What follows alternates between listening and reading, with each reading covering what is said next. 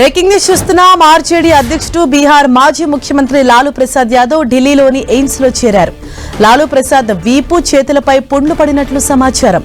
దీంతో రాత్రి 9:30 76 ఏళ్ల Lalu Prasad cardio critical care unit లో చేరినట్లు ఆసుపత్రి వర్గాలు తెలిపాయి.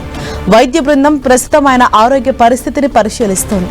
తొలుత ఆయన ఢిల్లీకి బయలుదేరినప్పటికీ విమానాశ్రయానికి చేరుకోగానే ఒక్కసారిగా రక్తపోటులో తేడా కనిపించింది.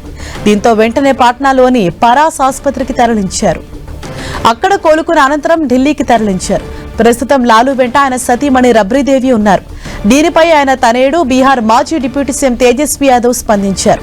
పరాస్ ఆసుపత్రి నుంచి లాలూను తొలుత ఎయిర్ అంబులెన్స్ లో ఎయిమ్స్ కు తరలించాలని అనుకున్నట్లు తెలిపారు.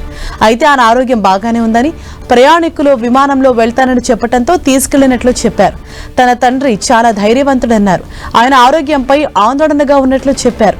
చాలా ఏళ్లుగా మధుమేహంతో బాధపడుతుండటంతో ఇప్పటికే లాలూకు గుండె, కిడ్నీ మార్పిడి శస్త్రచికిత్సలు జరిగాయి.